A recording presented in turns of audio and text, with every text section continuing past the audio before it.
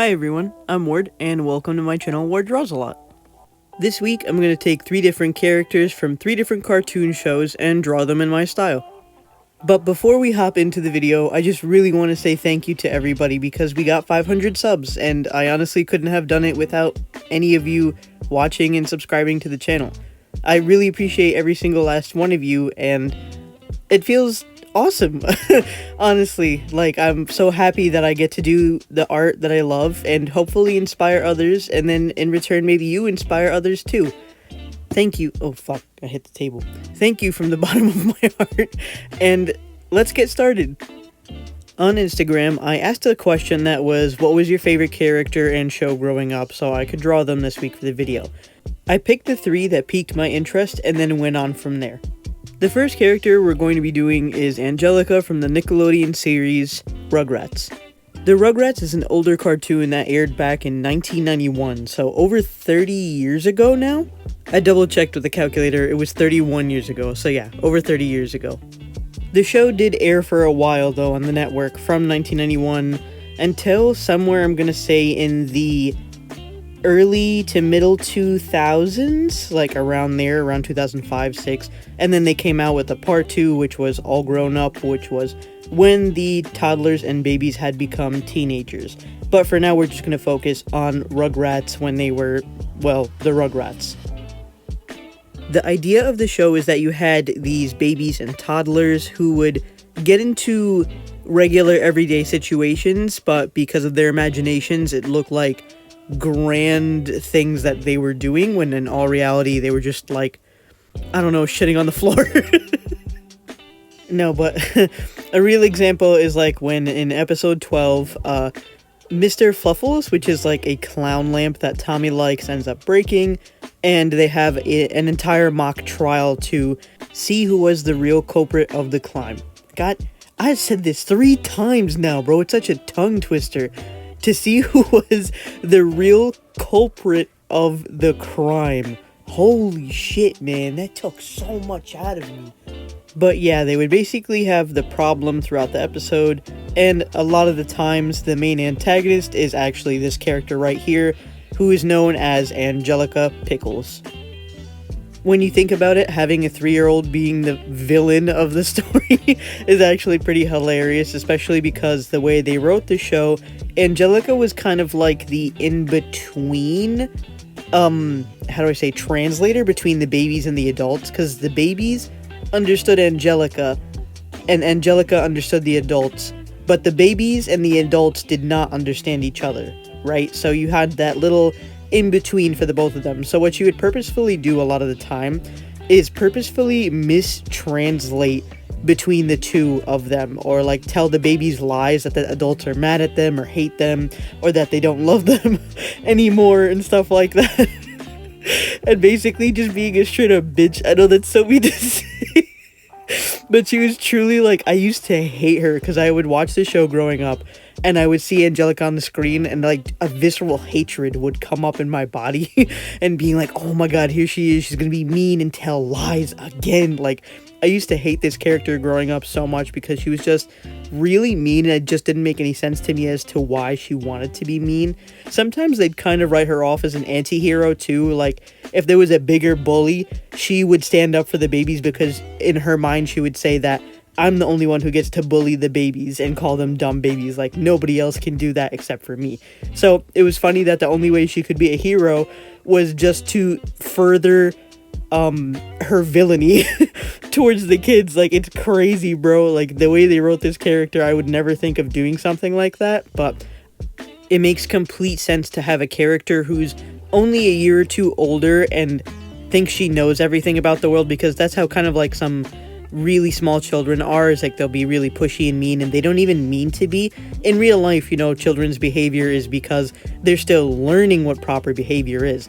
So her being an asshole is actually pretty normal for a kid to be, because of the sole fact that they don't know proper manners, proper speaking, how to express emotions properly and stuff like that.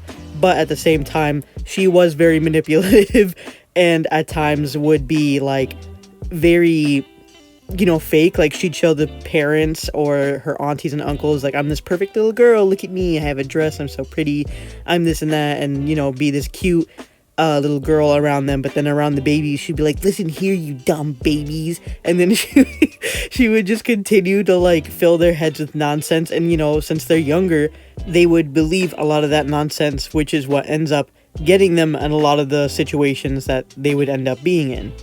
Now, for the way I drew her, I did age her up by a few years. She's like probably 6 or 7 in my drawing, mostly because I still have a lot of trouble trying to communicate toddler and baby bodies with my art style. I haven't practiced that at all, I'm gonna be real. And I tried to show in the best way possible that this is what a little girl looks like in my style, especially through her proportions and demeanor. It was a nice challenge, though, because I got to finally step out of my comfort zone and draw a kid, which I never do. The next character I decided to go with was Casey Jones, specifically the design from the 2003 Teenage Mutant Ninja Turtles, or TMNT for short. The whole plot of TMNT is that there are these 4 baby turtles who just so happen to walk into radioactive ooze, which, would definitely happen in New York City of all cities. And they end up turning into walking, talking, fighting ninjas who are trained by their rat sensei. Again, definitely a thing that would happen in New York City, to become like these ninjas who fight against the rat sensei's, his name's Splinter, right? Yeah, Splinter. Splinter's former pupil, also known as Shredder. So basically it's TMNT versus Shredder, and yeah, the whole plot just takes from there. In comes Casey Jones, who is actually a pretty important part of the 2003 animated series, which apparently follows a much closer tone to the comics than a lot of the other renditions of the TMNT series. Casey Jones is basically a vigilante, and for those of you who don't know what a vigilante is, it's basically somebody who takes the law into their own hands, and usually it's because they, the person or the group of people who are the vigilantes, believe that the law currently in place isn't doing enough for the people in their area. You know what I mean? Like, they believe that since the law enforcement is inadequate, they might as well become the law enforcement to try and help the city out, compared to following rules and regulations the way they have to. I guess you could even put vigilantes and superheroes on the same kind of scale, but the big difference between the two is that superheroes, especially in a lot of like comics and stuff, or just like in shows in general, are much more government regulated, so there's still some kind of power of the law enforcement being there, while the idea of vigilante is that they're not working with law enforcement, they're just doing everything by their own means because they believe that the law enforcement has already failed them. The best example I could think of between the two is like Superman versus Batman. Superman is this guy with superpowers that the government and the president and like the law enforcement love because he's kind of doing the all good thing of saving the day because he has superpowers and is kind of like regulated, you know what I mean? So everybody knows his next move or what he's going to do and it's planned out, compared to like Batman, who, although he is a hero, he's also not a hero to people who are law enforcement because they don't have any control over Batman. So if Batman exercises his authoritative right, it's because he believes what is right and wrong compared to what society deems as right and wrong through law enforcement. You know what I'm saying? Like, basically Batman is more likely to kind of do things his way because it's the right way. He's looking at it through a judgment of what was done right and wrong compared to what is considered right and wrong in that world. Circling back to Casey Jones, his backstory is why he basically becomes a vigilante, and from there ends up meeting one of the Teenage Mutant Ninja Turtles, specifically Raphael, and realizes that they both get along pretty well, and eventually becomes almost like an extended member of the TMNT and like helps them out in situations. At first he wasn't so like open to them, but then eventually became open to the TMNT, and then he almost becomes like a brother to them, an older brother, because he is in his like 20s, I think early 20s, and TMNT are teenagers after all, so like he considers them like the family he's never had. His design was purposefully, like, meant to push the idea that he is a vigilante, of course. He's got, like, the sweatpants and a tank top, and then wears a hockey mask, and his weapons come in, like, a golf bag, which usually contains baseball bats, golf clubs, or hockey sticks, something along those lines so he could use it against people doing crimes. Of the 3 characters that I had to draw for this video, Casey was definitely my favorite. The main reason being is that he's basically a himbo. He's the character of, my brand, which is drawing big muscly dudes who are a little on the dumb side or something along those lines. But they don't necessarily have to be dumb. I just like drawing big dudes, and if any opportunity I have, I take it immediately to do that. So I thought it was nice to do 3 different kind of body types when I was thinking of this video, so that's why I did. One was Angelica, which is a child. Then we have Casey here, who is a muscular 20-something-year-old, and then the next character who is coming up, which is Professor Venomous from OKKO. He is a 40-something-year-old man who is on the thinner side.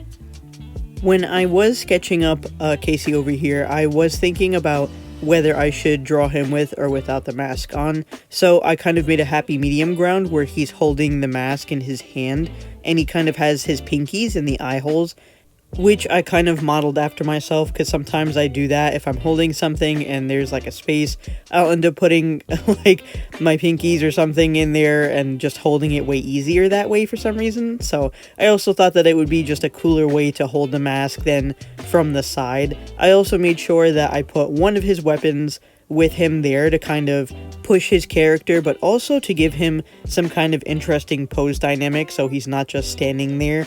Because I was like, that's a little awkward. I put, like, the model next to him, which is what they used a lot for a reference or something, and I saw how, like, weird it was. He's just standing there, mad awkward, so I was like, okay, let's not do that. Let's actually give him some kind of pose to go with, and I kind of gave him this badass pose where he's holding the mask and the hockey stick over his shoulder. I just thought that that really added to him.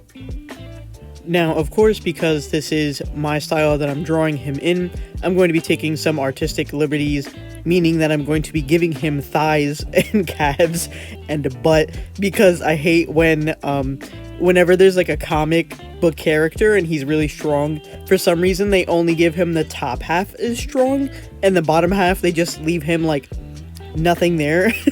And it makes me so angry sometimes, because I'm like, bro, if you're at the gym, I'd expect you to work on the bottom half as much as you work on the top half, so I really wanted to make sure I put that in there, because that just bothers me. Of course, everybody's body type is different, and they take muscle differently, and the build is going to look different on everybody, but it really, like, it bothered me. I was like, I gotta give this dude some kind of calves or something, because this is, like, crazy.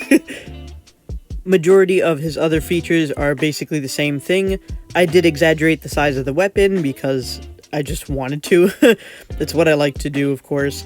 The only thing that was probably giving me the most trouble was the specific colors for everything, because a lot of the screenshots that I would find of him were in low light or at night, and then the one screenshot that I found of him was dummy bright. That shit was like really bright, and I was like, yo, I don't think that's like the right way to color him. So what I did is I just kind of mixed around colors and messed around until like I found the ones that I thought were the most appropriate. And then for his hair, a lot of the places that I was reading about him, it said that he had black hair, but in these screenshots he has like this green hair, but I don't know if it was purposefully made green so they could differentiate between nighttime and his hair, you know what I'm saying, because a lot of the time he is a vigilante and he goes out at night. If they were to color in his hair against the nightly lit sky, it would kind of maybe get lost in that, so they probably made the creative decision to make his hair a darker green color, so this way it kind of doesn't get confused, or better yet, confusing to the viewer when they're watching the show. Of all the shows that I watched growing up, sadly, this was not one of them, which is weird because I remember myself liking Teenage Mutant Ninja Turtles, and I remember us having the figures, like the little toys, but I don't remember myself watching the show, and I don't know if it's just because it's been so long that I can't remember if I did, because that was like when I was like 5 or 4 years old, I'm gonna say, and I don't know if it had a large enough impact on me to remember it, but I might just give it a chance now, especially because of the way my Casey Jones came out. Last but not least, we have Professor Venomous. Ooh, I need a minute. Oh my god. Yo, I'm struggling today, guys. I'm really struggling today, yo. It's just one of them days, bro. Let's try this again. Last and certainly not least, we have Professor Venomous from the show OKKO. Professor Venomous is, I'd like to say, the main antagonist of OKKO. There are other ones, but they all kind of work under the umbrella of Professor Venomous, so it's kind of almost like a company that they got going on to try and ruin the day for everybody and do bad deeds and bad acts and stuff. Professor Venomous is just kind of like the brain behind the whole operation.